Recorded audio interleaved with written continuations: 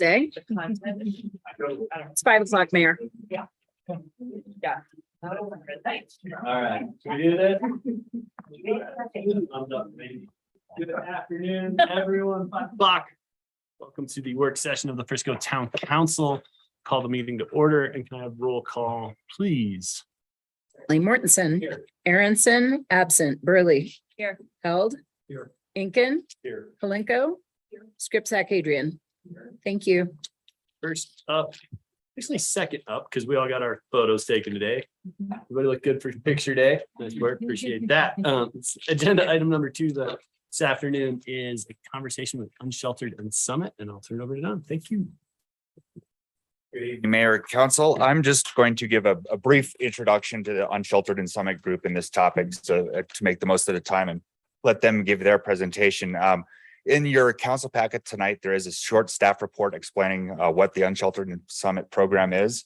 Diane and I met with this group about 2 or 3 weeks ago to get some background on the project, as well as their request and what they're thinking about doing and would like council to consider. Also in the staff report is a summary of potential code changes that may have to be implemented if council is inclined to pursue this program a little bit. The package also includes some maps that the Unsheltered and Summit group identified as potential sites.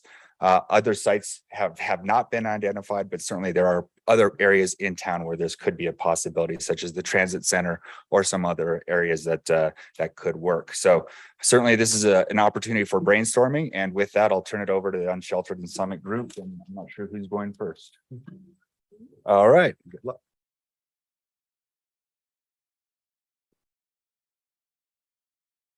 And since he already mentioned the materials that you received electronically, I just want to mention that I also have paper copies for anybody who wants those back here or up there or whatever. So my name is also Diane Llewellyn. And on behalf of Unsheltered, I want to thank all of you for your willingness to hear our case this evening. A special thanks to Andy Aronson, who together with Andy Held provided a great deal of advice and support. We regret that Andy Aronson can't be here, but we also understand that he's doing important work with the Red Cross in Kentucky. A very big thank you to Diane McBride and to Don Reimer, who assisted us in the preparation for this meeting, and to Chief Tom Wickman, who we met with earlier. He also provided advice as to the specific lots. Now, you will hear from Unsheltered committee members, Susan Knopf, Janice Wagner, Doug Bear, and we also have tonight with us Janet Carter, who's one of our committee members as well. So first up is Susan Knopf. Good afternoon. I'm Susan Knopf. I'm with Summit Colorado Interfaith Council and its committee Unsheltered and Summit. My job today is to tell you about our history, and we are very proud of our history. We are 3 years in Summit County. We started at Agape Church, which is just between you and Breck. I'm sure you're all familiar with it. This summer, they started on a construction project, and we all deemed it to be unsafe for our members to be there with construction going on. And so the sheriff and Derek Gress at Breck PD agreed that we could be on their Justice Center lot. And we've been there all summer. Unfortunately, where our members are sitting, that's where the snow gets stored. We got to have a place for snow storage. And so we're looking for a new place. But we're really, really proud of our history, which begins with our founder, Rachel Kelly, who herself found herself living in a car following an injury. I think it's important that we look at the people in Summit County who are working here, living here, that it's very easy to find yourself out of housing. I personally know from the ski industry, people who've lived in dorms and somebody left a bong on the coffee table when they put in a work order for the dishwasher. Now, all 4 of those people living in that flat are out of housing. So it's really easy to have happen. Somebody gets a boyfriend or a girlfriend who you just can't abide. You're in your car. What I'm really proud about what we do is we bounce people up. Everybody here remember trying to swim down to the drain of the swimming pool when you're a little kid? If you can get to the bottom, you can push off the bottom. But if you don't get to the bottom, it's a really hard crawl to the top. We provide that bottom, that security net, and they bounce up. On average, they leave our program in 2 to 3 months. It's a remarkable record, remarkable. And you'll be hearing more about this from Doug Bear, who's our intake officer. It's very exciting, and we're excited to be working with the town of Frisco and continuing our successful history, which is free of drug problems, free of law enforcement calls, because we regulate it. This really is an answer when you have an issue with a place where people are ad hoc parking and you don't like it. The Summit Colorado Interfaith Council is who you call, because we organize it into a community with community rules, and it works. It really helps support our workers here in Summit County who need this first tier of housing, which unfortunately is in a car, but we can turn it into fortune for lots of people. Thank you. Janice? Janice just I just had my hip replaced. So Susan took half of my speech. That's okay. So we did have a really successful program for 3 years at Agape. It was an excellent program, really well run, and we were growing. And so we started working with the town of Breck and Breck PD looking for a second parking lot, which was good because in January of 2022 of this year, we were notified by Agape that they would be finally going to construction and that the Unsheltered and Summit Safe Parking Program would have to vacate the lot by June 1st. So fortunately, we had been working with the town of Breck and Breck PD, and Breck PD actually proposed a change to the ordinance, which would allow for 10 spaces for the Unsheltered and Summit Safe parking lot in a parking lot in Breckenridge. And it was approved on January 25th of 2022. And then the town of Breck asked us to complete an application process, which we completed in March. They reviewed it and completed in March. So April 1st, we were we were at that point given 10 parking spaces at the Justice Center parking lot behind the PD. And so we started moving people over, transitioned very quickly over. It went very smoothly. And all our folks were in by June. By June, we had already filled all 10 spaces. And we actually had some folks that were, we actually started a waiting list. They gave us 2 more spaces, which we've filled, and things were running great at the Breck parking lot. And then on August 4th, we just got notification that we have to vacate the Justice Center parking lot because the town of Breck wants to use that space for snow removal and storage. So now it's imperative. We have to find another lot by September 30th. And so that's why we're here before you today. Thank you. Doug?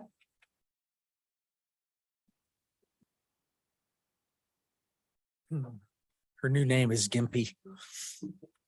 Doug Bear. In my former life, I was a psychotherapist, and that's why I got designated the intake person. And then I do all of or most of the ongoing contact with the folks in the program. So my job is to introduce them to the program and then act as an interface with the rest of the county. So in my initial interview, we talk about some of their history, what their needs are, and I help them make contact with whomever they might need. So it's not just a place to park, it's an interface to the rest of the county. And we're hoping in the future to have a facility where they can interface in that facility with different amenities in the county. But right now I am it.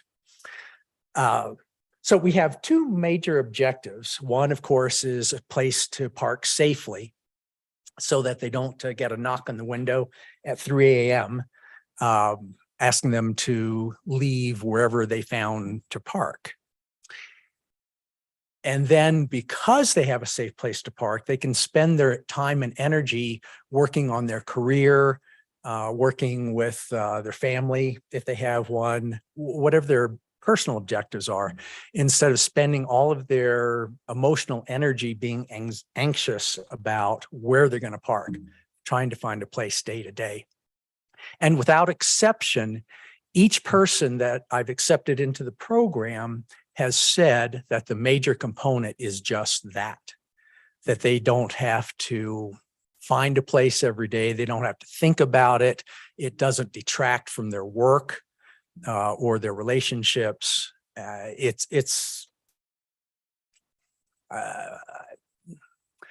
can't say loudly enough or strongly enough how important that is. Now, we've only been serving a fairly small percentage of the population, but on an ongoing basis, we've been serving about 50 people per year. And those folks don't have to leave the county. Otherwise, they would be gone. I have had a couple of folks that have had to leave anyway for other reasons.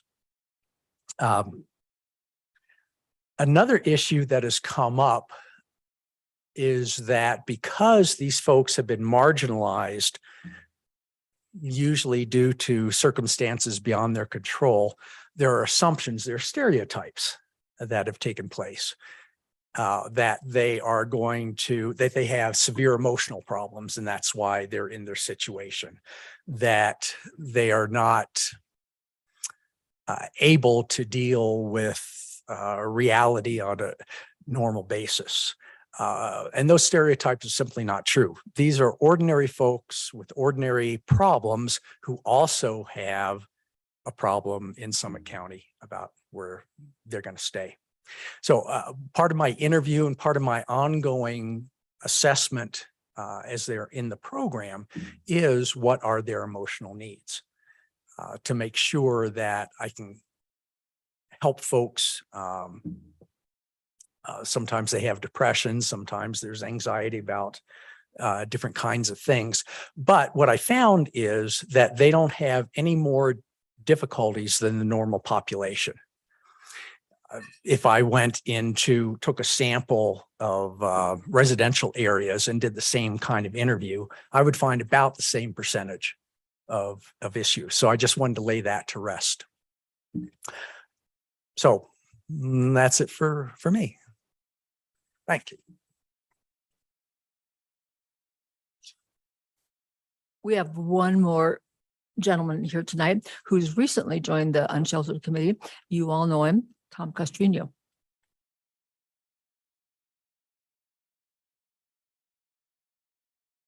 Thanks, Diane.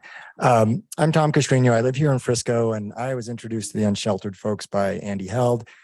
And two of the things that I wanted to just kind of point out and comment on were, as Doug was talking about the demographic, but I kind of came along primarily because in my eyes, there's a lot of people that are living the van life, and it's a decidedly different demographic than they're describing. And Johnny Pizza shows up, he's going to get a job, it's great. And the employer says, well, when you get housing, call us. So at least if he can do this, have a place that's reasonable housing for a month or so, work his job, then lock in something more permanent. I think that's, again, a step up. And that's what they're describing, is that this is not just an endlessly growing pool of people looking to park and stay. So from a demographic perspective, there's that. The other thing is I see this as an opportunity to create a model. And they've got a great infrastructure in place, a great system for intake, for administration. None of them mentioned that Unsheltered Summit also provides trash removal and an outhouse and a porta potty at all their locations. So that's not a cost that would be incurred by council, and that's not an impact that should be a concern.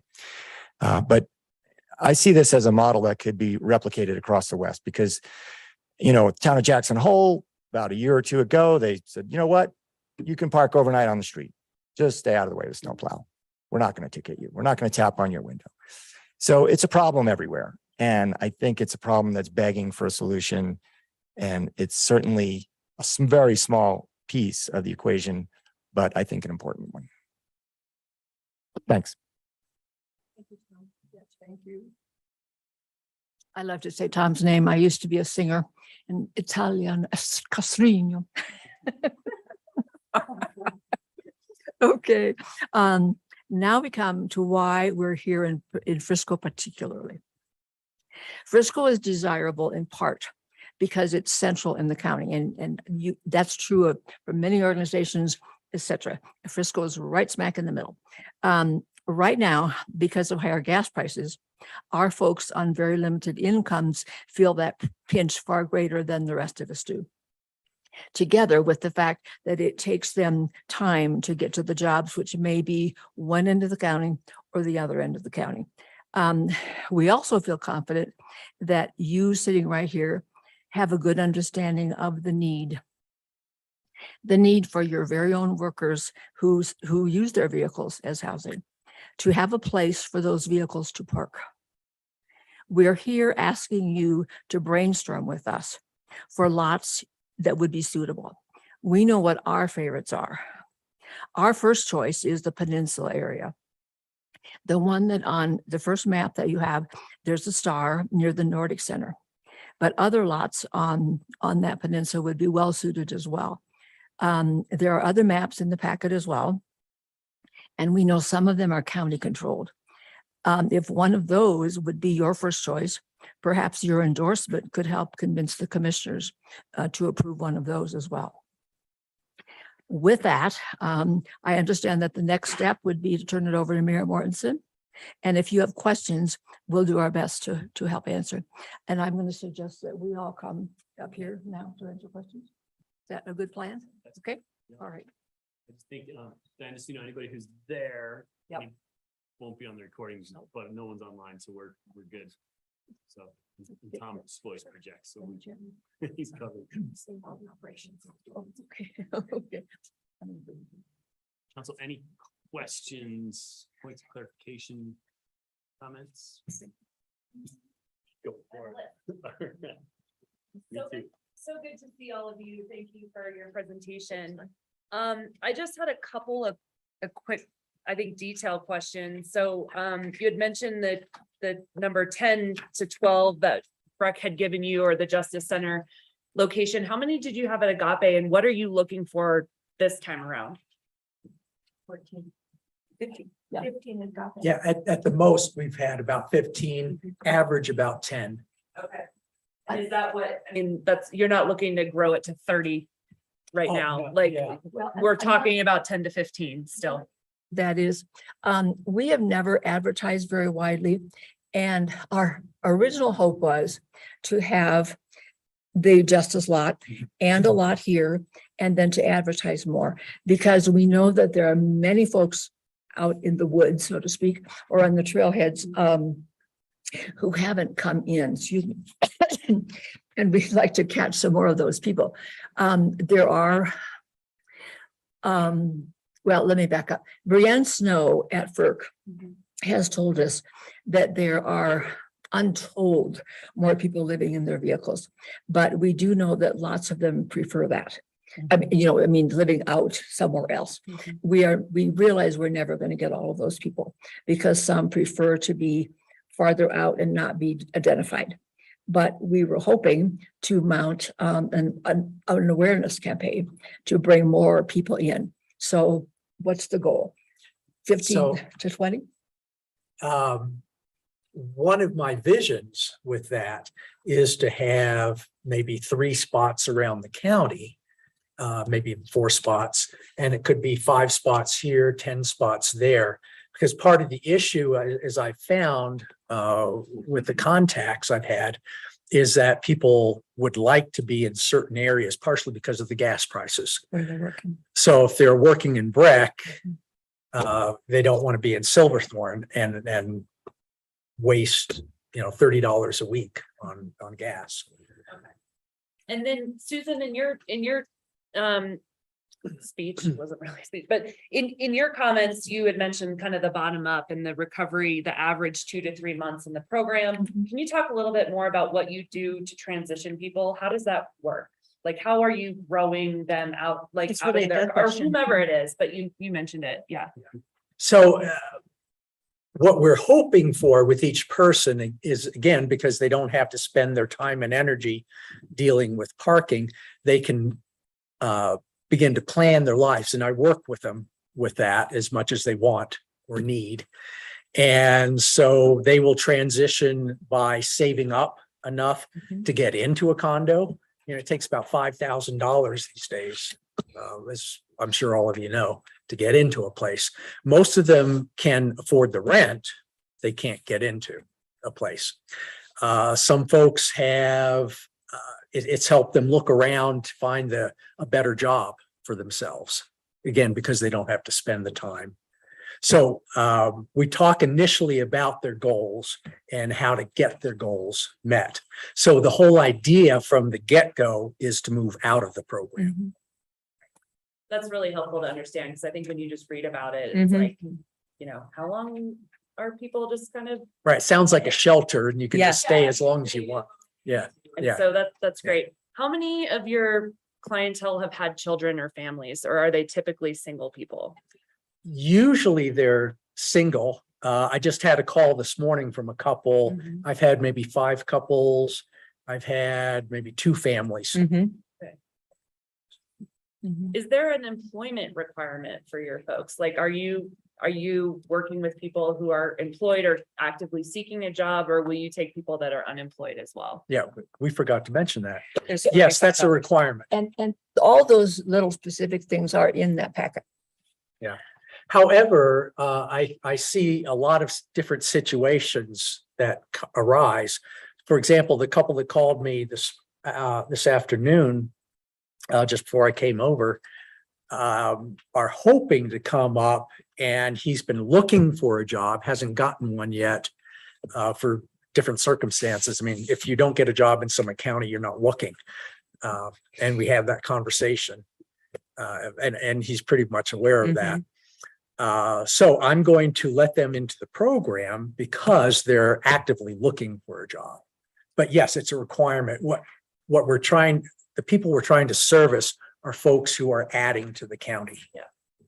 And then last question, you mentioned the commissioners, and a lot of the land that was identified here in Frisco is either, some kind of joint agency, Mhm. Partnership. Where US Forest Service commissioners, other towns, where are people at on this? Or maybe you haven't even visited them yet. So where are the other communities kind of falling at the moment? Well, what did Breck say when there was no negotiating after that? That was the only Yeah, lot. that was kind of the end. We asked for the ice rink and that was not available. And I met with the Forest Service, and they have a national policy Yeah. that makes it impossible. We're starting to work with our representatives in Joe Negus's office on easing that, because we do think this is a model, that we have property that belongs to all of us, and I understand the Forest Service wants to protect it for future use, but maybe with this sort of program where there is regulation, there is no camping outside your car. You can't have a hibachi, nothing. If you're cleaning out your car, you have to do it an hour. I can't clean out my car in an hour, so obviously they're going to a car wash. So we all carry emergency everything in our cars, right? If you live up here, you better have a change of clothes, an extra boots, a couple of blankets, right? A shovel, kitty litter. Yes. So the agencies that you co-regulate with, most of them want to hear first that you would approve that location. Because if you approve it, then we can talk to them. They're not going to talk to us at all until you say yes. And as for families, I kind of wanted to get to that. Brianne and I are kind of friends at FERC. She thinks the need with families is great. And we've had a family apply, but it appeared that their lifestyle involved being sort of permanently like this. And they were in a mobile home. And so that was not something that really fit into the program. We do think there needs to be mobile home places. I know from Tamara Pogue, she doesn't think that's a good use of property in the county. I understand, but we all remember when Tiger Run used to be inexpensive, and that's where a lot of people went, right? People nodding. Yeah, we remember this. Yeah. Now you're paying $1,100 for an asphalt pad. That's just untenable. So, but that's a whole different issue. We're talking about people who, for one reason or another, find them out of housing. They need housing. They've just rolled into town, roommate problem, something like that, saving to get their own place, and they end up in our program 2 or 3 months. That's it. There are a couple of outliers that doesn't fit, but really that's the mainstream of the people. Okay? Janice just reminded me that one thing we should mention is that for the Agape property, we did go through the temporary use permit process with the county. So we have that as a model to use with the county again. And that was kind of the point, was that should we ask for another county, controlled property that could be used again for another property like that. So, For example, the transfer center. yeah, like Going the back to transfer your center or question whatever. about other specific non-Frisco lots, we looked at the MOB lot. It would be perfect, That would be so. but they don't want us. We've got a very strong relationship with Summit County and especially with law enforcement. Very much. Very strong relationship. They've been very supportive of our program and, Yeah. And, we do charge a fee, so they do have to have some kind of income. This isn't just people riffraff or things. We do charge a small fee to pay for those porta potties and the, trash pickup. And it's also just so that they have a buy-in. Yeah, You and know, that too. yeah. Mhm. Think that the Forest Service would be a little bit more. Then that's only given how when people are pushed into the backcountry, like from a safety perspective, fire, but then also just how trashed it gets. Yeah. And so this is an opportunity to consolidate where everyone is like. their- Control their where they're footprint. at. Exactly. You would think they'd be a little bit more. It was interesting, when we first started at Agape, that was part of the relationship. Jeremy, I can't say Jeremy's last name, I can't think of it either. It's okay. Jeremy Fry. Pastor. Yeah, the pastor. They already had people parking in their lot and it was a problem. So when we went to them with this idea, together with Rachel Kelly, he was very anxious for this program because it gave them a way to control something that they already had.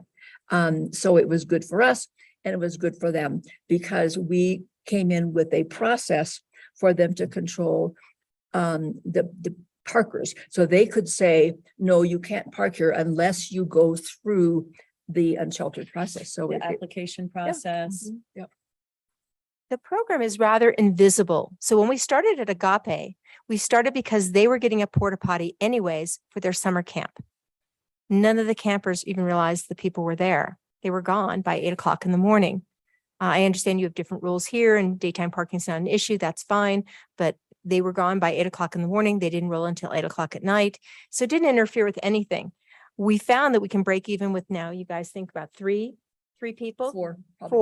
Four cars. Put a porta potty there in a trash can and it breaks even. That's fine. We're not trying to make money off of this. So if you wanted to try someplace and see, we could put, I don't want to put 10 cars there, but 4 we could do. If you've got a place to put a porta potty, we think that's a kind of a minimal dignity. Most of these people, they're rolling off of their restaurant job and they're doing everything there. They bring their toilet kit to work, brushing their teeth and everything, and then they come home and they just go to bed. So, but we think that's a piece of dignity. And that's what we really want. You said, how do we transition them? It's about dignity. And that because you belong to this community, you have dignity. You've agreed to these rules of conduct.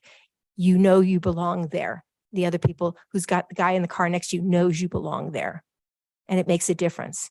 We are actually impressed with the difference it makes of bouncing people up because we know how long our founder had been in a car. And she was certainly trying to get housing, but taking the worry piece away, Doug has spoken to because he's the professional, really changes where you can focus. I wrote a column about this spring of this year. We have somebody working in marketing in one of the real estate firms, and she was in our program. And Doug was surprised she was willing to put her name in the paper, but this made the difference. She was able to get out of a bad roommate situation, which was eroding her self-esteem, creating anxiety, get in her car for a couple of months, and then get her own place, and then stay employed in Summit County. That's what we want. We want employees. That's the program. Those are the people we cater to.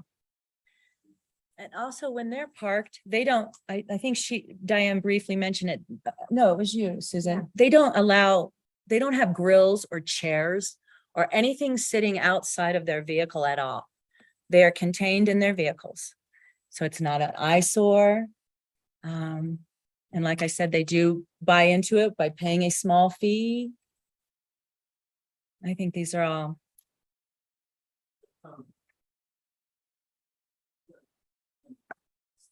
Or the arrival and then leaving for the group, because I know that's the hard part with Mhm. the workforce up here, Mhm. some jobs and others. What's the expectation or the agreement you have?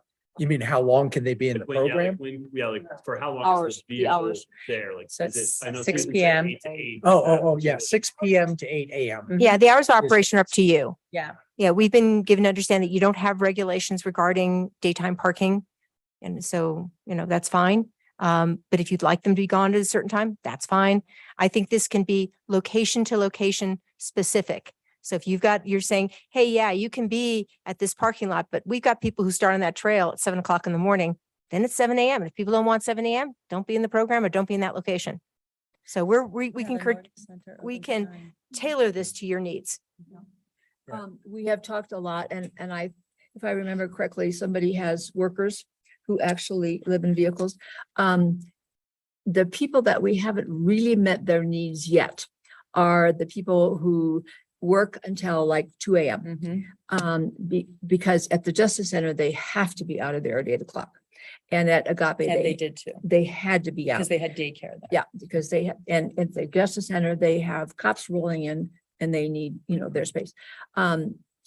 If we could find a way, it may not be here and now, for those people to be able to stay asleep until 10 or noon. To get it, because they don't get to go to sleep until 2 or 3, so. Yeah. We're looking I- for that. I did an intake with one gentleman, turned out his schedule, he's a musician in the county. And so he gets done at all times of the nights, anywhere between 9 a.m. and 9 p.m. and 3 a.m. And so the program was useless to him.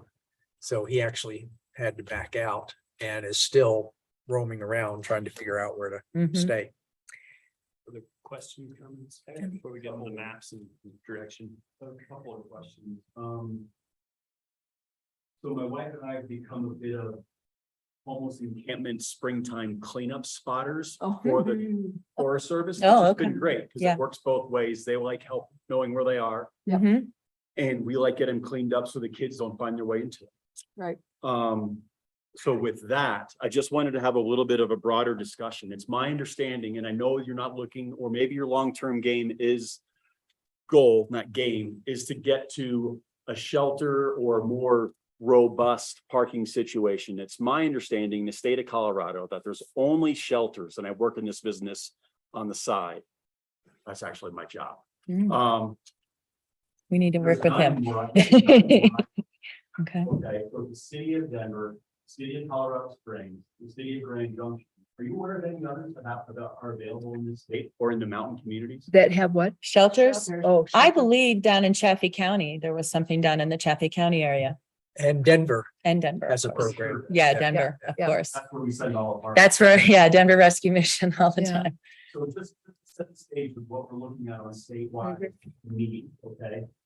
So I just also Want to be clear in what I heard when I look at the maps, and I'm not going to go into them, Mr. Mayor, but when I look at the maps, I'm seeing county, CDOT, ours, and Forest Service land. And what I thought I heard is that these other partnering organizations are waiting for the town of Frisco to make the call on whether or not those spaces are to be used. Or did I hear that wrong? I don't know what other places are. I know that we have approached Dylan and original. I'm sorry, what? I don't think that's the question. Yeah, I think. Oh, no, Yeah. I'm sorry, what's, If I understand correctly, they're not, they haven't said in so many words, we're waiting for the county fiscal specifically to follow their lead. Got it. But what I was commenting about creating a model, I think Frisco has an opportunity to take a leadership role. And that once it's, how it is, anything, once you see somebody else do it, you go, wow, I can run a 4 minute mile too. And so there's that, they commented about, having some dispersed locations if possible. historically, they wanted a one-to-one relationship with people in the program to the number of parking spaces. It turns out in my conversations, you know, some people are working seasonally in other places. They're not all here all the time. Some nights they're staying with their friends and they don't need a parking space. So I think there's an opportunity to really accommodate a wider population. And I think also the point of if you can provide housing for the cost of a dumpster and an outhouse, that's a pretty good deal. So that's what brought me to this equation. I think some of you may remember the letter I wrote to the county, the paper saying, hey, Lake Hill, you know, until you get your act together, let some people park there. And Tamara was like, oh no, they're not full. They don't have, there's no demand. And we're gonna get our water, we're gonna get our stuff, and we're fine. So, great, you do that. In the meantime, we'll get busy housing people. Rick, I'm thinking what you're asking, what you were thinking we said is that until we get an okay or sort of an okay from the town of Frisco, then we approach the county and it's county and town. Just so I understand, it was the I procedural. think that's what you're asking, right? So, Or C. or C, Or so I think they want us Yeah, to get the okay or sort of an okay from you guys before we go back to them. Because members of this council had this exact discussion a number of years ago. So my ears are wide open. I'm gonna ask clarifying questions. We haven't been asked to get that from you, but it seems obvious. So I think a great one is right here in town. There's a state office building and there's a wall there where they could literally nose in. So when they turn on their cars at night when it's cold, no one would even see them. It's a huge lot. It's a state agency. It's going to be incredible. But if we had, the town of Frisco already has a lot and they would endorse that and they're in favor of it, we would just be aces ahead in moving toward getting that state agency to say yes. We should hang out for the rest of the meeting because we're about to purchase that lot tonight. Oh, yeah. That's gonna be one of my suggestions as a prime place. We will develop it in the future, but we're So many spots there. I'm not sure I'd want to put 20 cars there because I want to really be able to control the community and how it feels. And I think we can do that best at 10 to 15. But I think if we could do smaller spots here and there. And I think some people want to be with 10 or 15 people. Some people only really want to be with 4.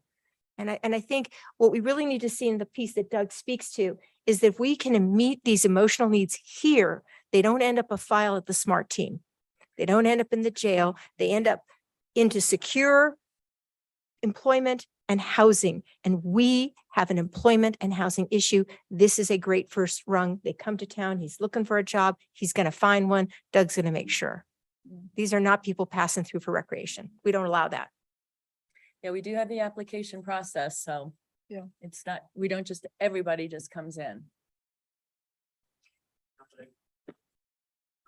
for staff and departments, direction and request is, looking at the map, is this the direction we want to work on going with the needed code amendments and trying to identify a place and moving forward. And I'd just love to hear the conversation around that and see where we are to keep it going. Go for it, Andy. I've been in support of this program about it for a long time, and me and Doug met a year ago or so. This is, we talk about a workforce housing crisis and all. This is the bottom tier of our workforce. And every town needs to provide something. My original suggestion was just sort of about, what about a permit? You go park wherever you want, and that way, when a police officer shows up, they can see they've got the number on there and we at least know who they are. Right, that sort of thing. But, if it's gotta be lots and that sort of thing, then, this is something we need to do. We should work towards. There are stakeholders involved, 602 Galena has neighbors right there. I'm sure they would have some input there. There are other places, if, Jeff or Chris allowed us, out by the Nordic Center or somewhere out there, there are no neighbors. There is that sort of thing. I think with the other entities, buy-in from us would go a long way. I think the hospital is a great spot, but that It sure lot over closer to the bike path, Mhm. you should be able to put people there as well, but that's obviously not our space. Right. But bottom line is we should support this, and so should every other government. We would be the first ones to do so. If that makes you excited, then great. If we weren't, it doesn't matter to me. I think we just need to provide space. And as long as the chief has buy-in as well in our situation. I can't. That's a good point. So, totally agree with what Andy said. I think it's an important issue. I think, I'm assuming that we get a place where they 24 hours. Oh, that'd be great. Being without house is part of the be in. I'd like to see that kind of that. As a place, someplace that could be 24/7. But yeah, and it doesn't seem to be fun. Trailblazer in that, so you know, be the first thing when you get it done from here. They'll have to be in this competition. If you could get us a 24/7 lot, I'll have your baby.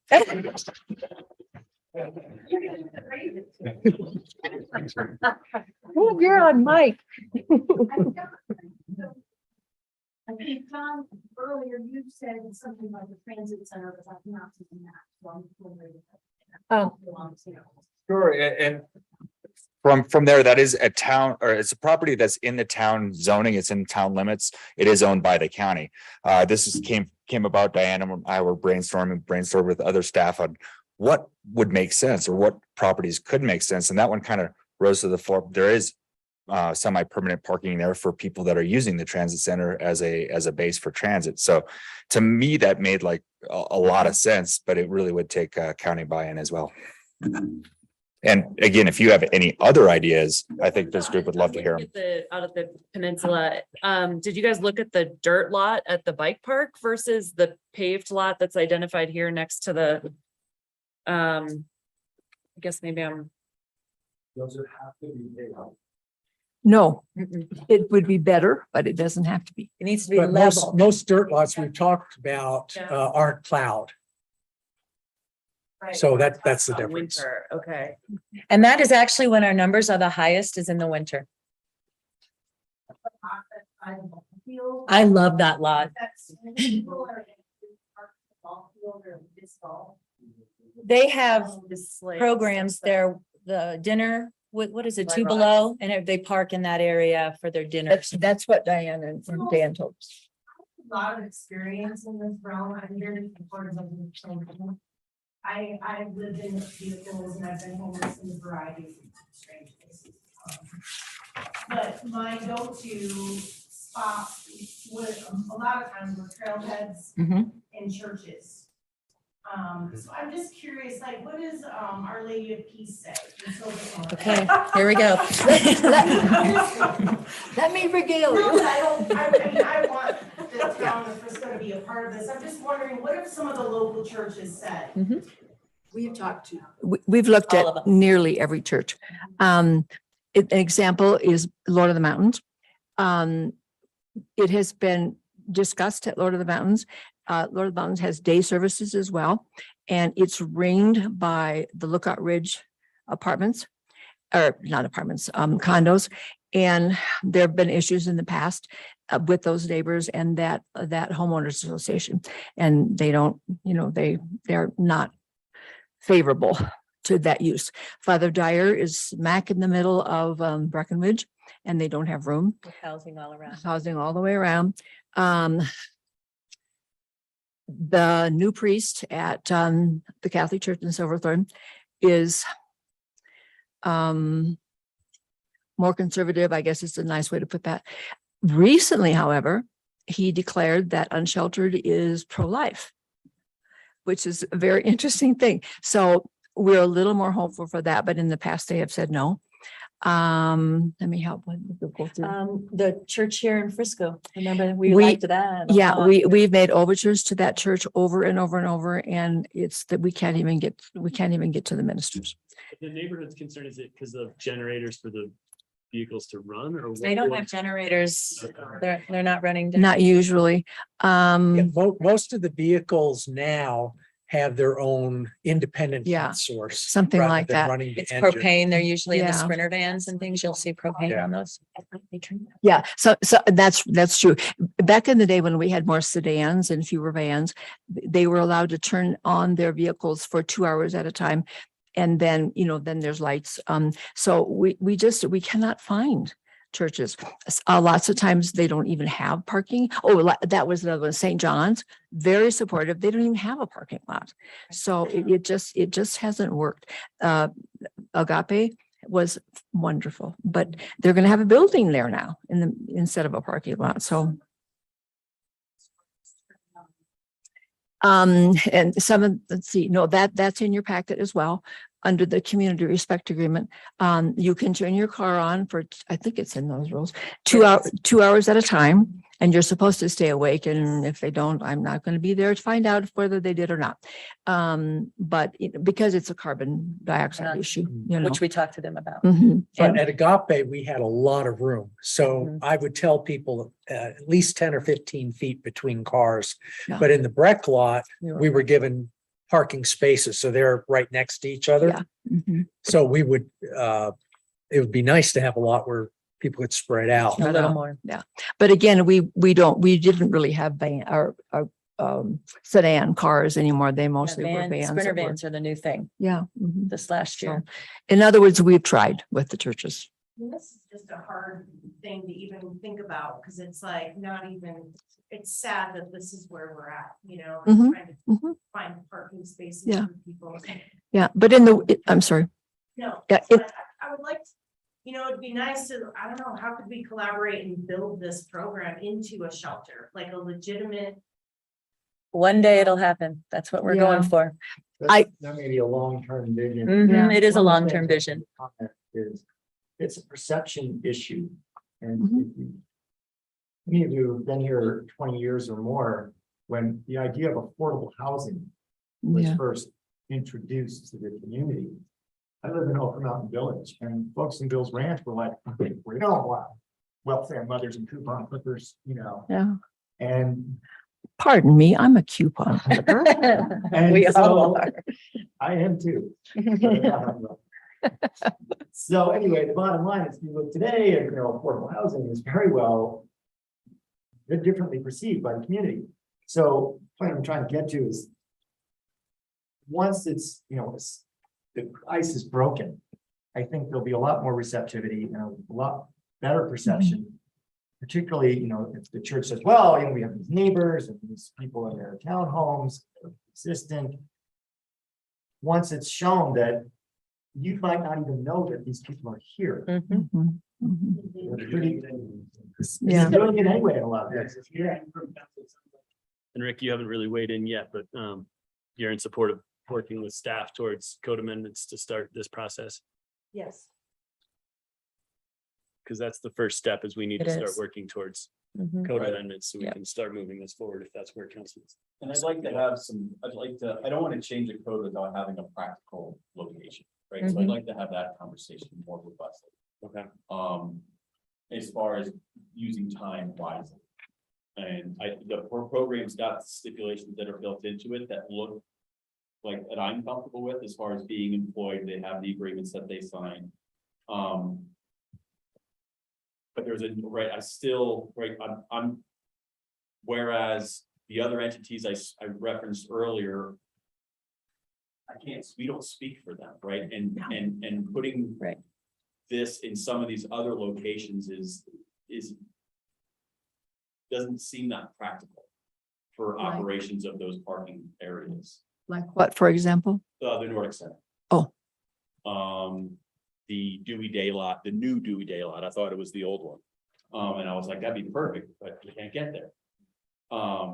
So I think some more location brainstorming's appropriate as well, but with that, certainly happy to see the programs.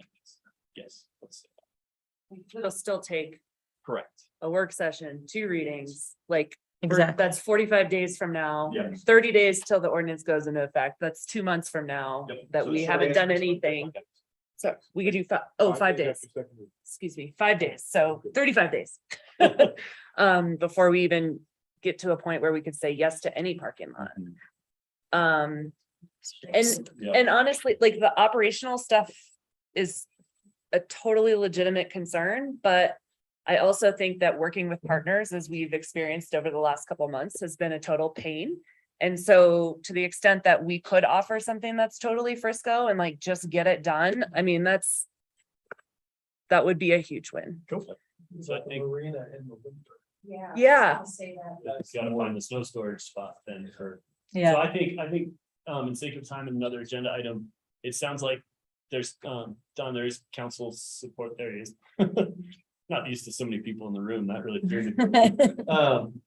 There is council support to start working on this, and then maybe, Don, you can regroup with Diane and company to maybe winnow it down a little bit on Frisco specific properties where we can start this trend and we can work session this again with the time to discuss Rick's, make sure we get the right spot for the right goals, but also work towards getting the amendments done so we can kind of do this in conjunction and work towards making this happen.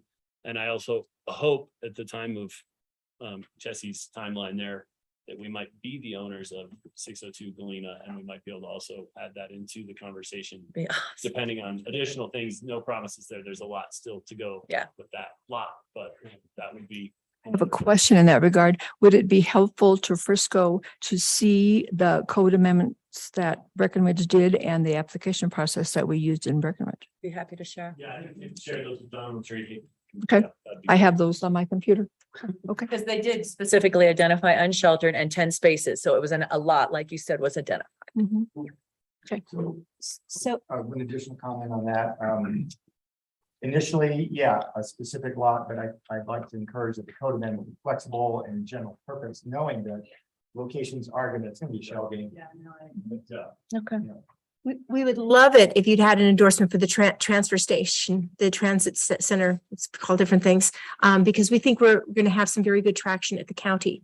And if we had that endorsement, I think that would go a long way. And Elizabeth, I don't know that we're really pro shelter, but the founder, Rachel Kelly, had a fascinating idea called the Basic Needs Facility. And maybe offline, we can talk about that because it's really awesome in terms of housing that employees could afford that would be more tailored. Interestingly, Bruce Butler, who's the columnist for the Summit Daily, who's conservative, favors something like this, where you have smaller housing. Warm. Like he called it a cruise cabin. I think it's more attractive. than a That dorm. is very attractive. Still the large population of people that don't even own vehicles that I haven't. Yes, we do know. They're camping right now. Yep. You know, and Yep. they wouldn't even apply or. qualify That's for true. this, That's you true. know. Yes. On that line. Because we get further into the discussions around 602 Galena, because one of the goals there is to have that to be a project that meets the scope of all housing and all needs. We'd love to partner. Yeah. We'd love to partner. So I think we'll like that to be. Oh, that'd be great. Yeah. Conversation where some of our housing solutions are what have we not done and what's out there, or Yep. what's not out there that we should do in the first. That's one of them. So look forward to that. So Good. Don will be following up. Good. Thank you all for your time. and what- Thank you for your time. Great So, questions. you Thank all. you so much.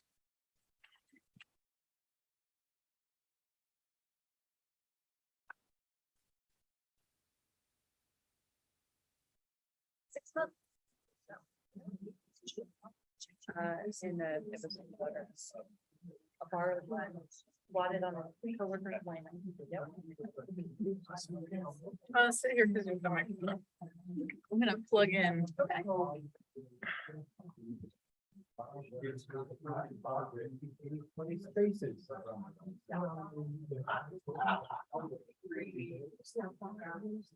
Well, there's a ton of flat.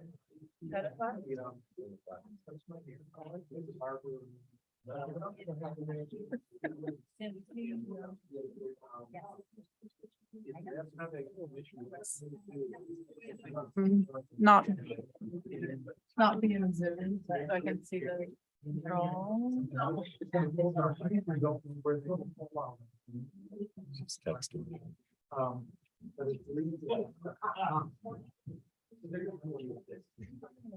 Yeah.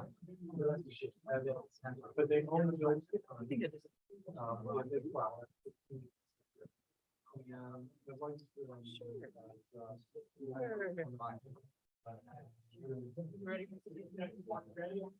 We're ready. So we'll move on to agenda item number 3. This afternoon, this is our neighborhood parks plan priorities and budget review. We needed another P in there for alliteration, but Susan, it's all you. Thank you. Thank you, Mayor. And Town Council. So the reason for the Neighborhood Parks Master Plan presentation this evening is I'll just give it a second. We just wanted to bring everybody up to speed on the Neighborhood Parks Plan. It was adopted in 2019. So we wanted to share kind of the background. We wanted to review the progress that we've made, and then we wanted to discuss any changes or updates to the plan, as well as the upcoming prioritization for the 2023 budget. So I'll start by giving a little bit of background on the plan. It came out of the feedback we received while we were doing the community plan update. We held a special meeting in November of 2018 to discuss parks in general as part of that community plan update. And we gave participants the opportunity to talk generally about all of the parks in the community, what their thoughts were, needs for improvements, things like that. The general consensus that we got was that we have a lot of wonderful parks, that we have a lot of really great facilities, especially that are geared at visitors. So the PRA and the marina, and they wanted to focus some energy, some resources on sort of the community neighborhood parks. So the ones that rose to the surface were Walter Byron, Meadow Creek, Pioneer Park, and Old Town Hall. So in order to plan for these improvements, council directed us to go out and do this master plan. We held on-site meetings. At the parks, we did a statistically valid survey. We did an online survey. So we heard from a lot of people, and we developed a set of implementation goals for each park. So this graphic is kind of the overview of those implementation goals. You guys have, I'm sure, seen the plan. I wasn't going to share each individual plan, but I just kind of wanted to give some highlights for each of the parks. Pioneer Park, we had a lot of input from the tennis community. They wanted to make sure we kept those courts and maintained those courts. They desired an overall cleanup of the park. As you know, the western portion is just sort of a wooded, underutilized kind of area. So we discussed maybe the possibility for some nature play. I think one thing to consider when we have this conversation is that 602 Galena Street is going to be a future housing development, and it is catty corner to Pioneer Park. So just something to kind of keep in the back of your mind about what happens at that park, or what happens in the park's parking lot, for example. There's also Walter Byron Park was probably the largest turnout of community members for any of the 4 parks. The main concerns there were the playgrounds, improving the restrooms, maintaining that beautiful lawn, and creating gathering areas. And I will say that creating additional community gathering spaces was a huge theme that we heard on all of the parks and in all of the surveys that we gave out. And so I think that is also something to think about as we, in light of housing especially, is that these parks are kind of an extension of people's homes and people's spaces, and it's an important part of our public realm. So then Meadow Creek Park, obviously the concerns there were safety and security, creating better sight lines to the roads and internal areas of the park, adding lighting, improving the ice skating experience, maintaining that fishing access and improved connectivity. And then finally, we have Old Town Hall Park, Old Town Hall Visitor Info Center Park, of many names. Community members wanted to improve the functionality of the space and create more of an extension of Main Street. They felt it should be a gathering space for groups or individuals, and that it possibly could become a place for small performances or art. So from these goals, we created the conceptual plans as well as estimates of probable costs. Town Council adopted that plan back in October of 2019. And from there, we got to work. You guys decided to prioritize Walter Byron. That was our first project. So these are some images here of the enhancements that were completed starting in 2020. We updated the playground and the restrooms. In 2021, we scaled back a little bit due to kind of pandemic related budget concerns. We did the nature play elements as well as the gazebo decking was replaced. In 2022, you have budgeted 750,000 for parks. And I should say that you also decided kind of to budget 750 annually for 5 years, starting in 2020. So in 2022, that was earmarked to complete the improvements at Walter Byron. And that is the expansion of the gazebo seating area, as well as the wetland viewing platform that you see kind of in the lower left-hand corner, and some seating areas and bank stabilization along the 10 Mile Creek. At Meadow Creek Park, obviously the improvements, as I mentioned, were kind of focused on that safety and security element. So these images are of some berm cleanup and a new pathway that was created to try to improve visibility from Meadow Drive. We also did improvements to ice maintenance over the winter. Looking at Chris because this is his specialty. So new equipment and a shed were purchased to help create that larger skatable surface that you saw last winter. And then also the gazebo was enclosed to provide a warming hut. Mats were put in place to get people down to the ice from the gazebo. And then finally, Old Town Hall Visitor Info Center.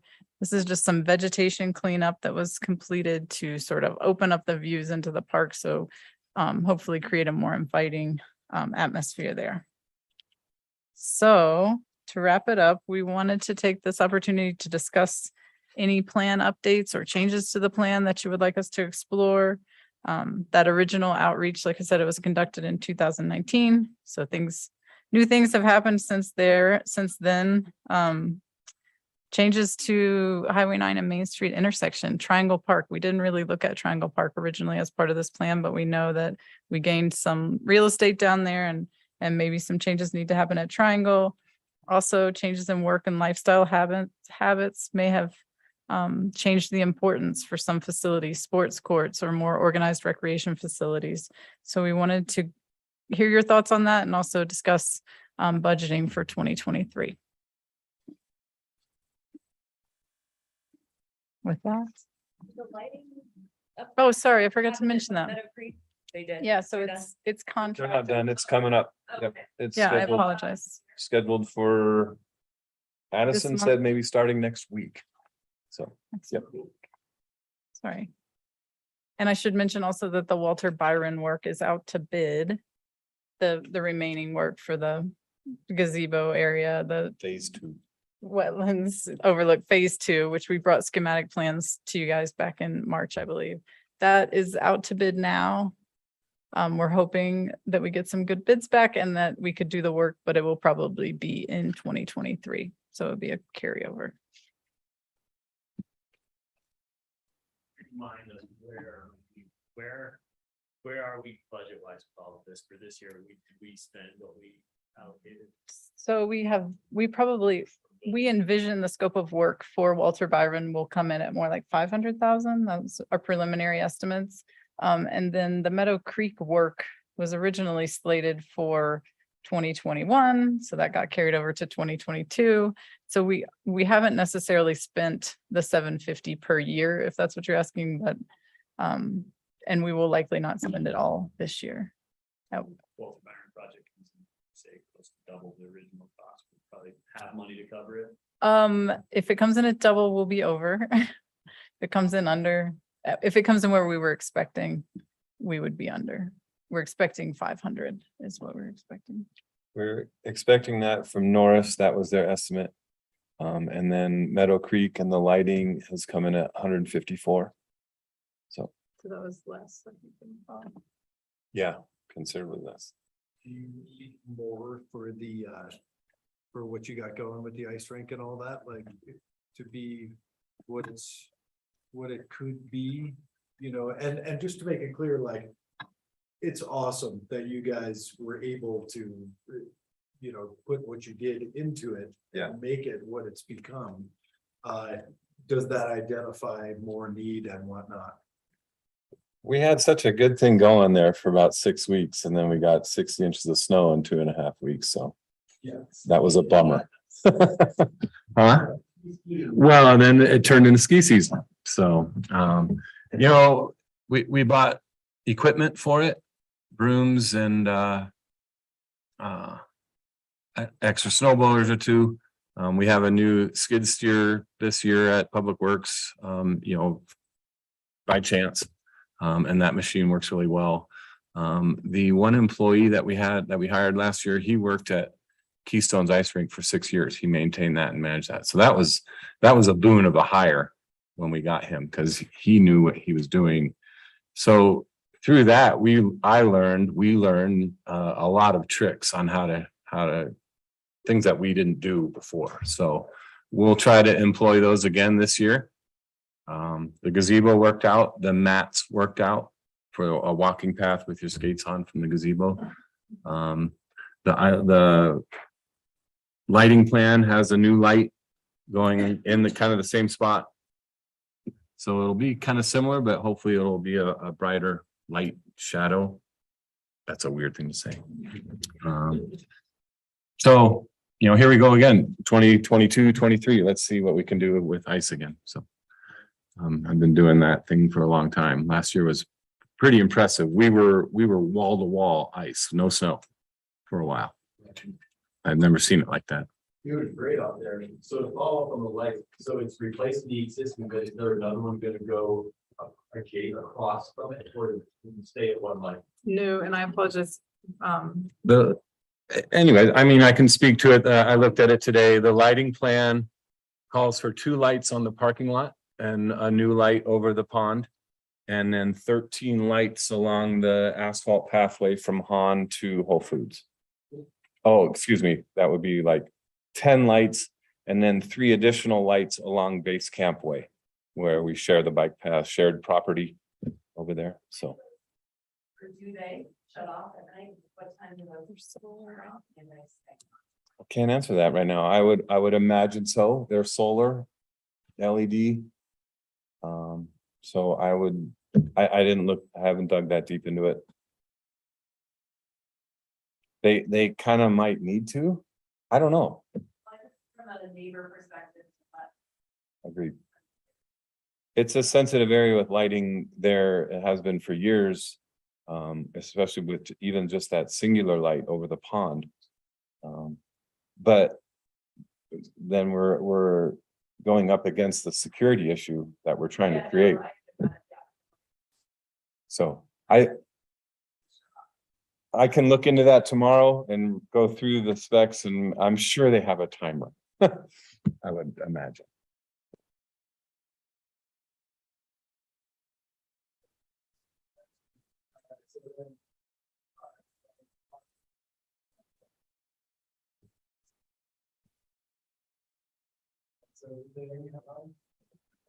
We want to have a discussion before.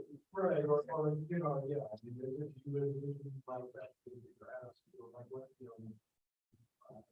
Well, that's the slam dunk, Yeah, We had talked at one point about, does the character of that park change? We'd even looked at maybe putting the Excelsior House there. Do you know what I mean? We do have some Yeah. real estate in that park, and it is our main entrance to Main Street. So we had talked a little bit about what happens there. So I don't know if it's worth looking at it in a little bit more of a broader perspective. I've not seen a single person use that new bike path. Not one. Have you guys? oh, yeah. Yeah. Like the new, Oh, yeah. like the new yeah. alignment and the bike path that goes around. Oh, yeah. Do the whole thing. Yeah. Yeah. But Yeah. like, how much maintenance do we do on the closer square feet of grass that we have to Irrigate, and I just don't ever see anyone really using that park, but I'm not there, so I'm just asking the question. No. It's a really popular I mean, the stop most, for the tourists. pretty part is, all of the perennial wildflowers around the signs. Like, could we do more with wildflowers and expand that aspect and get rid of some of the grass? I mean, grass is not I'm not promoting the slam dunk. But you know, Slightly advocating. what I am promoting, I guess, is coming up with something to do over there. I'm getting tired of being asked, like, what are you gonna do with Triangle Park? I don't know. You know, there's a lot of, the sign now is misorientated, the big gold Frisco sign. You're right, that garden is fantastic. So do we raise that with the Z and lose it? I don't know. I don't want to. Do we hardscape it and put benches on? It's not a very inviting sitting area, especially these days. Looks like Colfax and 16th, you know? A lot of people use that bike path, by the way.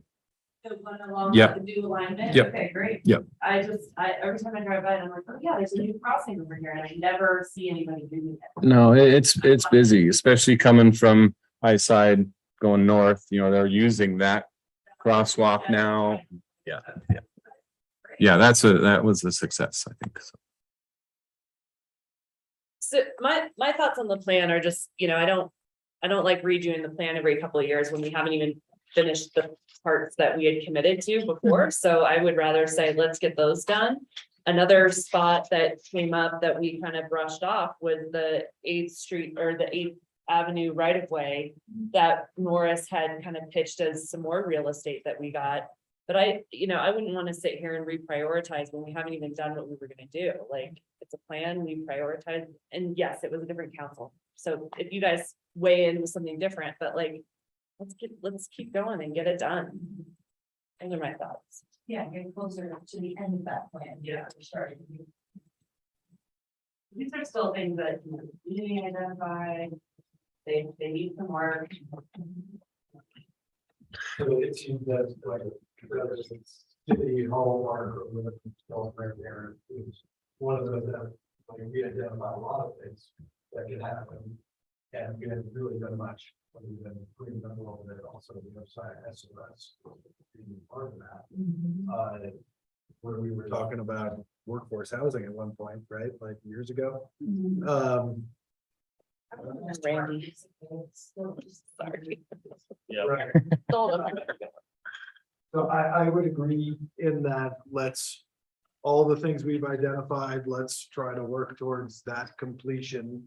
And spending of that money before we come up with like, let's build a new playground at Pioneer Park or something like that. You know, that area is prime, but that's also got a few years before we're gonna be close to that, so. That's exactly what I'm saying, is that I push more for wrap up Meadow Creek and Walter Byron for plan, and we're on track for that. It seems like that shouldn't be a big deal. And then if there's a slight improvement, cruise back to the. And I can cruise back to these plans. So when you say wrap up Meadow Creek Park, I'm gonna just zoom in maybe on these. So I think, we've got the lighting going in, we've done some of the work at the gazebo and the sight lines. I can't remember what else the berm's gone away. The ice rink improvements, so to speak, you know. We had talked, so in the plan, we had talked about some connectivity improvements at Meadow Creek Park. The playground equipment at Meadow Creek Park is also older than the stuff we replaced at Walter Byron. So there was a number of things there. I guess I just kind of want to get your take on, should we continue to go down that path and upgrade Meadow Creek Park all the way, or should we shift our focus to one of the other parks to, is Meadow Creek good enough as it is? I guess, to what level do you want to take it? I would say the next one that I think has seen the least treatment that I was most excited about on the kind of flip side of the park is the non-playground aspect, which is the Old Town Hall Park. And I think that's a demographic we haven't hit with per the feedback in the survey was we want gathering spaces, and that one is the most dedicated design that we have for a gathering space. And I think in light of what we've seen with Main Street and the parklets and other things, the desire and the want and need is definitely there more than ever to have those kind of outdoor areas that you can, do some work, have some lunch, hang out for a little while, whatever it might be. And remembering back, I think that would be the next place I personally would like to see us focus. And we've got the great new playground, the arena at Walter Byron. We've done the safety improvements at Meadow Creek. And we have budgeted to, or we are looking at redoing the restrooms. So that will, Sorry. Wait. At Meadow Creek? oh, sorry, at the Visitor Oh, Information yeah, Center, yeah. sorry. What? No, Let's have fireworks all around. over the park. So, yeah, Visitor center bathroom is still. Got it. yes, yes. So that would be maybe time later. There, I could see the nexus there, so maybe that's something we do. Councilman Oh. I'd like to Yeah. see the playground at $500,000, which is what they cost versus we've got. And Where's the marina playground? Are we still, the Marina Playground is still out there. so I think like when it comes to. It's on our playgrounds list, you know. Sitting spaces and whatnot, like. That would be my, like, we've done, I think, a great job and we're not gonna back away from it, but I also see the one at Meadow Creek getting ample usage every time I drive by. And that's what I was saying, right? If it's worn out to upgrade it, but if it's, I don't know if it's worn out. I don't haven't know. played Guys recently. need to go slide on the slides. Rick and I haven't played it. I'll come. I'll join you. I inspected 2 weeks ago. It's fine. That's Perfectly awesome. safe. It's not metal. A basketball court. Or upgrading our volleyball courts. And I don't know where, I mean, it wasn't, apparently didn't show up in our community survey, but I would love to figure out where and how that could be a possible thing. I think it's a necessity for a community. I go to Walter Byron Park and sometimes 3 times a week and I play volleyball and there's other people that gather there. I mean, sometimes we duke it out for the court. I play middle schoolers. Last Tuesday, there were some really good players. Good middle school. We didn't get the court. But the point is like, I'm just wondering what can we do to find a great place for a community basketball court? I mean, we can host basketball tournaments, like you guys heard about the Gus Macker tournament, like there's places all over the US and Canada that host these awesome basketball tournaments.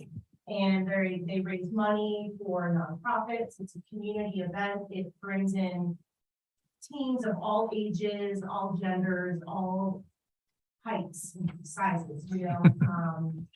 That's like just one example of like a cool community event. It's like a tournament festival. They bring in food and all kinds of stuff. And it would just be a cool addition, you know, and if we're talking about, you know, equity or equality. I mean, this is a physical activity that people can do that doesn't cost a lot of money. You don't need a lot of gear. You just need a couple people involved. I would just love to see a community basketball court because it too is a gathering place. And people may not feel like going on a big hike, but maybe they want to shoot some hoops or do that after work. Like I play a lot of volleyball. I've lost a lot of volleyballs down the river, you know. But I don't, you know, even though the court is, you know, I think Public Works does a pretty good job keeping it for what it is, you know. But where could we add community volleyball or basketball court? I think it's a great question. We did ask in the survey, you know, what are the other needs? And basketball does come up, and I think you're right. I think there is a desire for it in the community. I couldn't tell you where I think it would fit best. I think there's space for it in a lot of our facilities. It's just I think we would need to go back and ask the community, the surrounding neighbors, hey, and maybe it's one of these Parkside meetings, or I wouldn't inject something into the plan that we didn't contemplate before when we adopted it without going back out to the community and saying, what do you guys think of this idea? You know? So what could we do to ask the community, or should I go ask? Do a You survey. already next. did. So I've already asked, what, 6 times, 6 years in a row or something? we can put together a campaign, we can email, we can do the on-site meetings. You know, we have a lot of tools for outreach that we can explore to try to get a read on what people think. I'm curious as to why we don't have one already. It's not because Chris hasn't tried. I'll tell you that right now. Thank you. Do community surveys for the skate park and the baseball field and the disc golf course and the bike park, because I don't remember getting those surveys, you know. So I don't, and Diane might be able to jump in a little bit better on the history here, but like as we've planned the PRA and replanned the PRA, and then we did it again, and we most recently did it in 2019, and we came up with these character statements about what the PRA is and where it was going. And I think at one time we were trying to get a basketball court out there. But then it was like, no, this is the character of this place is sort of this adventure recreation kind of not focused on these sport courts or even the ball fields per se. So it just sort of went in a different direction based on the character of that place. But I don't think it's exclusive. You know what I mean? I don't know if it's I mean, I guess the PRA is now starting to feel exclusive to me in that sense. I don't know. When I first moved here, it was a place where anybody could go and do activities, you know? Yeah. And now it seems like you have, you know, I'm. Go sledding on how to find that park. There's plenty of land out there for some of this stuff. Right. It does, it just, I don't know, it seems like a really basic community amenity that we don't have for such an athletic community. And it's very affordable to build, and it's affordable sport to play, so I don't know, I would like to figure out a way to get the community survey or whatever we gotta do to like, I mean, it seems weird to do a survey on just that. I think a short term fix, a couple of things. One is if the playground at Meadow Creek is good, then we're already gonna be working on the community center path. It makes sense to roll away. okay. Just saying. And then a short term answer to a basketball stopgap, if you will, or short term resolution is and we have, this is just the western side of the Nordic Center parking lot. If you just threw 2 hoops there, I don't know the actual distances, but it's damn near a basketball court. If you just striped it on the field and well, we got basketball at the cost of 2 hoops, which isn't cheap, but it gets folks out there playing, and those aren't, you know, they may have some guests out there playing with them, but it's fun. It's just part of the thing. It doesn't make whatever. Yeah. And some communities shared tennis courts and basketball courts, or pickleball courts and basketball courts. Some research on that, it doesn't seem like it goes very well. Some people share better than others. I think we all know that. I think the tennis court combo was the neighborhood that it's in and the noise of basketball and things. And rest in peace, Zeke Sedelic. He wanted to put in a few hoops at the ball field parking lot back in the day. And I was fully on board, but it just didn't. It's the, One on each side. Boom. so I think I'm gonna ask you a question and try to redirect back to like the direction and come back to the basketball court, but for my knowledge base, is the middle school basketball court no longer accessible to the public? It's on school property, so it gets weird. That's where we have the pickleball. As long as it's not during school. During hours. school hours. So after school hours or weekends available. And it's So all summer long. is the basketball. That's how pickleball. it's all the way around back, which I'm sure you know. Yeah. Yes. Pavement of that area, Yeah. is pretty pothole. You know, it's not very well. Yeah, it's not Yeah. very, Yes. very safe. But I also feel like, you know, like my daughter has a friend who goes to volleyball camp every summer. There's opportunities for volleyball camps, basketball camps. I mean, our high school basketball team rallied last year and did really well. And I just think it would be a community thing, you know. I think we could do You know, we have water camp, skate camp, we could add like a basketball camp, you know, I don't know.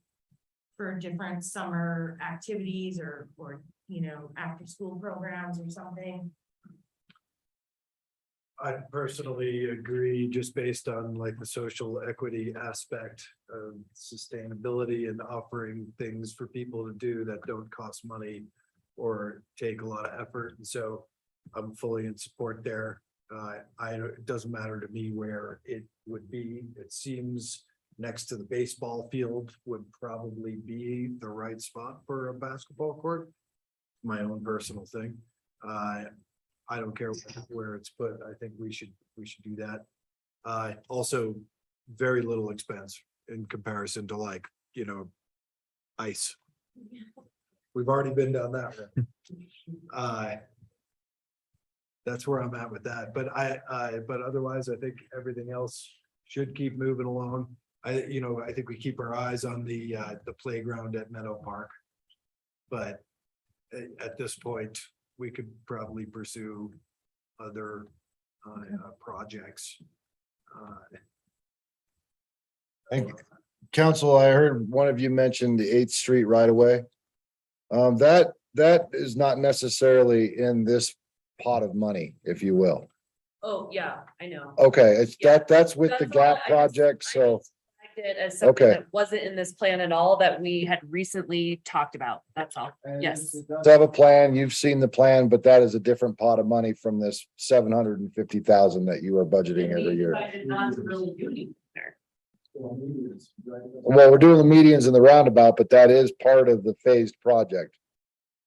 When we come back, kind of the third phase of that project, and there was the discussion to talk about Triangle Park in that aspects too, and what to do with that dirt area that we have there now, so. Yep. Is that, are you good with, where are you on the direction of the plan? Yeah, no, I agree with what, just finishing up where we are, getting that done, and once we get closer to the end, then starting the plan. But I'm also Exploring the idea of basketball. Okay. We can work on an outreach plan for where I think. Yeah, and we can bring you back some ideas, prices, and we can explore that further. And then what I'm hearing is look at Town Hall Visitor Information Center Park, and I wish it had a better name than that. And how can we combine it with that rest, you know, we'll come up with something. They will tell you a good name. But get the design in line so that that can be one body of work. I believe for 2024 is what we're looking at for the restrooms. Okay, that's great. Love the compilation of information, like, it's great and it's full and it's all there, and I like how the community input comes out, and even those word clouds, or I think that's great. That's looking forward. And Thank you. to your point about Meadow Creek and the playground, it's a pretty good design that Norris put together. Things will have to move around out there with the playground. Right now, the playground's next to the lake, which is a no-no.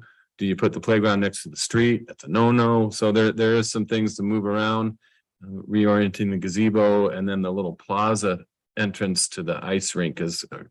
So there's some good ideas there, but quite a project.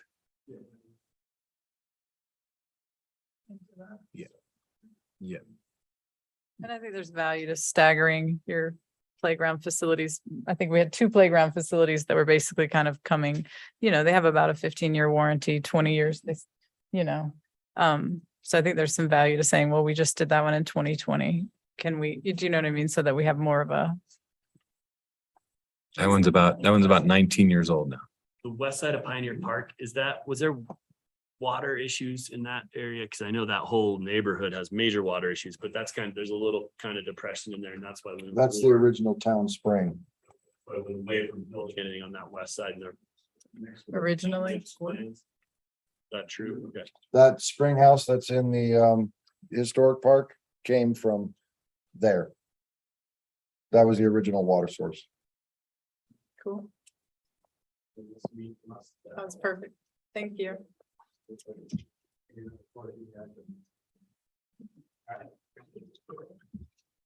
Knew you could do it. Thanks, guys. Okay, we will adjourn until 7. Thank you much. Thanks.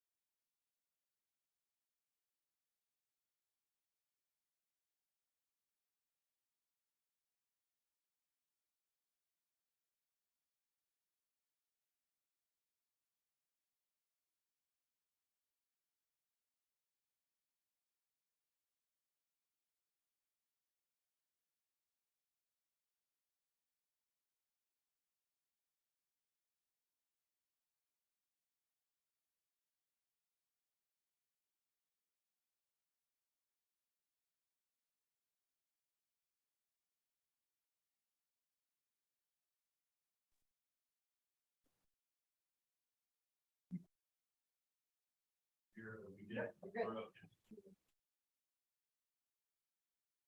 evening, everyone. It's 7 o'clock. I'd like to call to order the regular meeting of the Frisco Town Council. This time I'll open up for public comment. Anyone wishing to make public comment may do so now. Please be topic specific for anything that is not on this evening's agenda and keep your conversation to less than 3 minutes. And identify your name and address for the record. Wishing to make public comment, anyone online, you can raise your hand. We'll unmute you. Seeing none, we'll close public comment. Back to mayor and council comments. Say, as a reminder and thank you to the Public Works and Police Force and everyone else, but as a reminder to everyone else that school is starting up soon and our kiddos will be back on the streets while it's nice out, riding, walking, skateboarding, whatever else to get to and from school. So let's slow it down. Let's be respectful. And I hope too that we can make sure that we're ready for that. I know our police force does a great job mornings and afternoons at the elementary school. So thanks for that. But let's keep that in mind, at changing traffic patterns. Great. Diane, I assume any additional staff updates that weren't in there? Wonderful.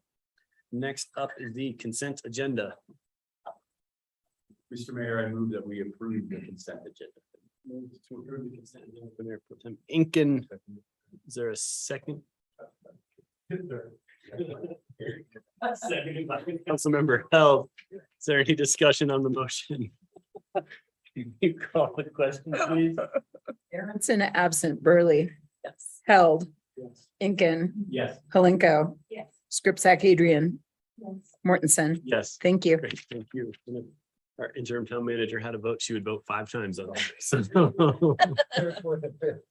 closer to having our new town manager joining us, and we're excited about that. Next up on the agenda is agenda item number 1 under new business. This is an intergovernmental agreement with the Summit County for the purchase of property known as 602 Galena. I'll open up the public hearing, turn over to staff, and welcome back. Good evening, Mayor and Council. And first off, this project has been really got kickstarted by Mayor Mortensen in collaboration with Commissioner Tamara Pogue from the County Commissioner's Office, where they reached out, found the right people at the state of Colorado to get this really started moving. So for the past year or so, staff has been working with the state of Colorado to identify ways that we could move this forward. Ultimately, legislation was passed earlier this year that authorizes the state to sell this property, 602 Galena, to the county and to the town. When this project first came about, there was some discussion that the town and county may be equal partners on this. However, as it moved along, the county realized that they had some additional obligations that they were working on housing. So the county has decided that they, at this point in time, they would only like to contribute $1.5 million or half the appraised value of the property to the purchase of the property. There may be at some point in time, they may want to consider additional funding into the project, but at this point in time, the town is going it alone with that very needed and welcome contribution from the county for the purchase.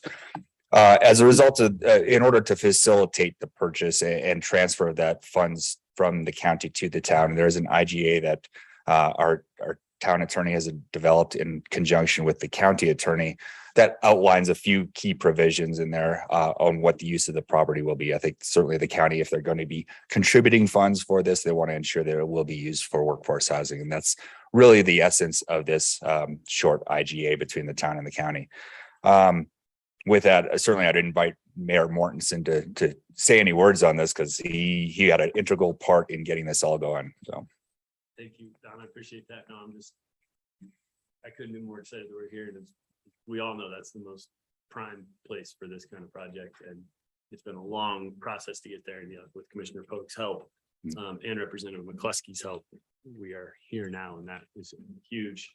And I think it shows that we are committed. We're trying everything we can. And so I'm excited and thanks staff for everything you've done. I know it's been a fascinating collection of people in those meetings to get all the right people to pull this off. Yes, and it's going to continue. So over the course of the next few meetings, you will see a few more things coming before you. One is next week, Leslie Edwards will be presenting a reimbursement resolution, which essentially will aid if council decides that they do want to ultimately finance the construction of the project of this project, you'll be able to roll the purchase of that into that financing package. So it is a mechanism to extend our leverage in financing. So subsequent to that, we are anticipating closure of this sale and purchase from the state by October 1st. So before then, at either the September 13th or September 27th meeting, there will be a purchase and sale agreement for your consideration.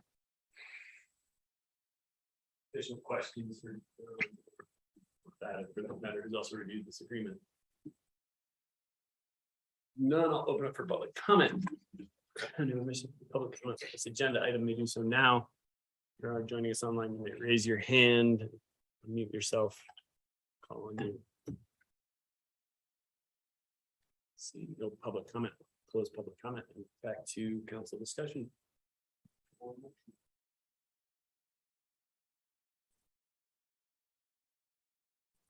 Mayor, I move that we approve agenda item number 1, the intergovernmental agreement with some county to purchase the property known as 602.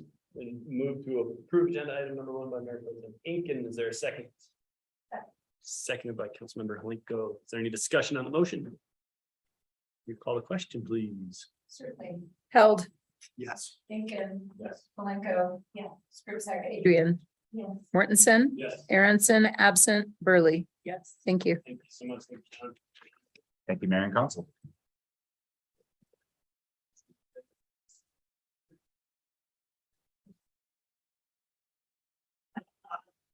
Mr. Mayor, I make a motion that we